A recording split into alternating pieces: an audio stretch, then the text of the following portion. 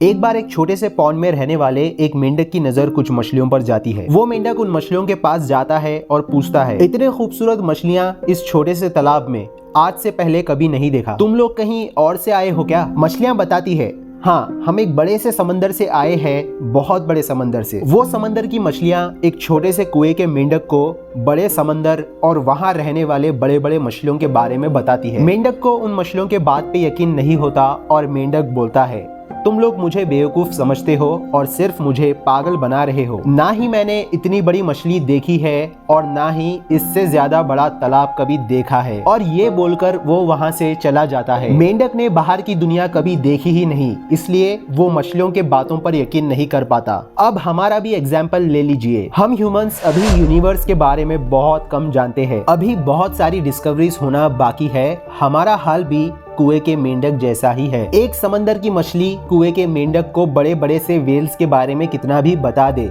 वो जब तक बिलीफ नहीं करता तब तक वो अपने आंखों से देख नहीं लेता। हमारा अर्थ का ही एग्जाम्पल ले लीजिए। मैं आपसे पूछता हूँ, क्या आपने कभी ऐसे हिरन को देखा है जिसके 3 इंच जितने बड़े बड़े से दांत होते हैं? पक्का आप में से 10 में से 9 लोगों को पता नहीं होगा, लेकिन एक ऐसी हिरन की प्रजाति एग्जिस्ट करती है जिसको द वैम्पायर डीर के नाम से जाना जाता है, जो कि एक्चुअली बहुत रेयर है। सोचो फिर हमारे पूरी दुनिया और इस यूनिवर्स में ऐसा क्या क्या छुपा होगा जो अनडिस्कवर्ड है। फर्मी पैराडॉक्स की थ्योरीज में इन्हीं अजीबोगरीब सवालों के जवाब को अपनी थ्योरीज और हाइपोथेसिस के सहारे आंसर किया गया है। फर्मी वर्ड को एक फेमस इटालियन फिजिसिस्ट के नाम से लिया गया है, एनरिको फर्मी से। अकॉर्डिंग टू विकिपीडिया हुआ ऐसा था 1950 के दौरान फर्मी अपने लंच पर दूसरे फिजिसिस्ट के साथ यूएफओस और लाइट की स्पीड के बारे में कैजुअली बातें कर रहे थे। धीरे धीरे टॉपिक एक्स्ट्रा टेरेस्ट्रियल लाइफ पर चली गई। तब फर्मी ने ये सवाल पूछा था, बट वेयर इज एवरीबॉडी? और पैराडॉक्स का मतलब होता है कोई भी एक ऐसी सिचुएशन और स्टेटमेंट जो हमारे इमेजिनेशन और कुछ फैक्ट्स और फिक्शन के बेसिस पर थोड़ा लॉजिकल थिंकिंग से इमेजिन की जाती है। जहां पर हम एक सवाल का जवाब ढूंढते हैं तो कई सारे सवाल सामने आ जाते हैं। फर्मी पैराडॉक्स में कई सारे थ्योरीज है जो इसी स्टेटमेंट वेयर इज एवरीबॉडी पर बनाए गए हैं। उनमें से कुछ फेमस थ्योरीज आपके सामने है। The earth island theory, the zoo hypothesis, the dark forest theory and the rare earth theory. The earth island theory, imagine करो आप एक बड़े से समंदर में एक आइलैंड पर रहते हो और आपको बिल्कुल भी पता नहीं है कि जिस आइलैंड में आप रहते हो उसके बाहर क्या क्या हो सकता है। आप बाहर की दुनिया एक्सप्लोर करना चाहते हो, लेकिन आपके पास इनफ रिसोर्सेस नहीं है, यानी कि आप उतने एडवांस नहीं हो। कोई ऑब्स्टेकल है जो हमको रोक रहा है। नाउ जिस बड़े से समंदर की हम बात कर रहे हैं वो हमारा यूनिवर्स है और हमारा अर्थ एक आइलैंड है जिस पर हम रहते हैं। हमारे पास इनफ रिसोर्सेस नहीं है कि हम इंटरस्टेलर ट्रैवल कर पाए, और हो सकता है कि ना ही उनके पास इनफ रिसोर्सेस है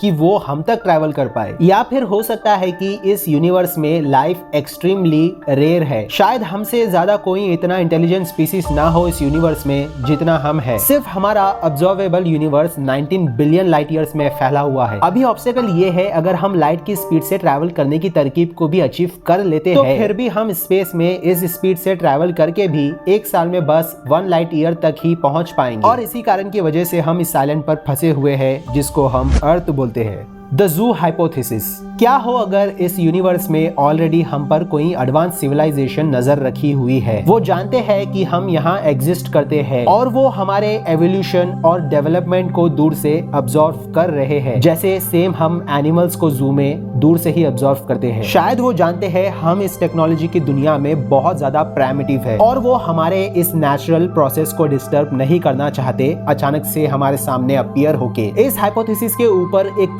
पूरी मूवी बनाई गई है एटर्नल्स के नाम से, जिसमें एडवांस सिविलाइजेशन से एलियंस हमारे अर्थ पर आते हैं जब ह्यूमंस उतने ज्यादा एडवांस नहीं थे और वो हमें कुछ वैल्यूज देकर जाते हैं। फिर वो साथ साथ में ये भी चाहते हैं कि वो हमारे कोई भी मेजर इवेंट्स में इंटरफियर ना करे और हमें हमारे कैपेबिलिटीज पर हमें इवॉल्व होने के लिए छोड़ दे। The dark forest theory. So Fermi paradox की इस थ्योरी में ये बात बताई जाती है कि एलियंस, एक्स्ट्रा टेरेस्ट्रियल सिविलाइजेशन हमसे जानबूझ के अपनी आइडेंटिटी छुपा रहे हैं। देखो, एक फॉरेस्ट में ना जितने भी एनिमल्स एग्जिस्ट करते हैं वो अपनी आइडेंटिटी ज्यादातर छुपा कर रखते हैं ताकि कोई प्रेडिटर जो उनसे ज्यादा पावरफुल है वो उन्हें मार ना दे, वो हंट ना हो जाए। शायद बाकी सिविलाइजेशन इस थ्रेट को अवॉइड करने के लिए इस यूनिवर्स में साइलेंट रह रहे हैं। इवन इस चीज को नजरअंदाज करके कई बार हमने हमारी एग्जिस्टेंस की आइडेंटिटी को रिवील कर दी है, जैसे कि वॉयेजर 1 प्रोब में हमारी एग्जिस्टेंस के प्रूफ डाल के उसको इंटरस्टेलर स्पेस में सेंड करना। हम यूनिवर्स के बारे में बहुत कम जानते हैं और हमें आइडिया नहीं है कि क्या क्या पॉसिबल थ्रेट हो सकते हैं इस यूनिवर्स में। सो आपको क्या लगता है, क्या हमें हमारी एग्जिस्टेंस के बारे में ऐसे प्रूफ भेजना चाहिए स्पेस में? कमेंट में जरूर बताना। The rare earth theory. इन सब के बाद व्हाट इफ एक्चुअली में हम इस यूनिवर्स में सबसे एडवांस सिविलाइजेशन हो जो अकेले कुछ और एनिमल्स के साथ एग्जिस्ट कर रहे हैं। व्हाट इफ इतने बड़े से यूनिवर्स में मिरेकली लाइफ हमारे अर्थ से शुरू हुई है और हम अकेले इस छोटे से प्लेनेट पर अकेले हैं और एक दिन कहीं बिलियंस ऑफ ईयर्स के बाद सिर्फ हमारी मिल्की वे गैलेक्सी ही नहीं, पूरे के पूरे यूनिवर्स को ही हम कॉलोनाइज कर लेंगे। सो इस बड़े से यूनिवर्स में कुछ भी पॉसिबल हो सकता है। वैसे एक थ्योरी के अनुसार ऐसा भी माना जाता है जो यूएफओ हमारे धरती पर कभी कभी दिखाई देते हैं वो एक्चुअली में कोई एलियंस नहीं बल्कि हम ह्यूमंस ही है जो पास्ट में टाइम ट्रेवल करके समय में वापस आ रहे हैं। वो वाली थ्योरी देखने के लिए आप लेफ्ट वाली वीडियो पर क्लिक कर सकते हो। अगर वीडियो अच्छी लगी तो एक लाइक और सब्सक्राइब कर देना और मैं मिलता हूं आपसे नेक्स्ट वीडियो में कुछ नई इन्फॉर्मेशन और नॉलेज के साथ, हमेशा की तरह।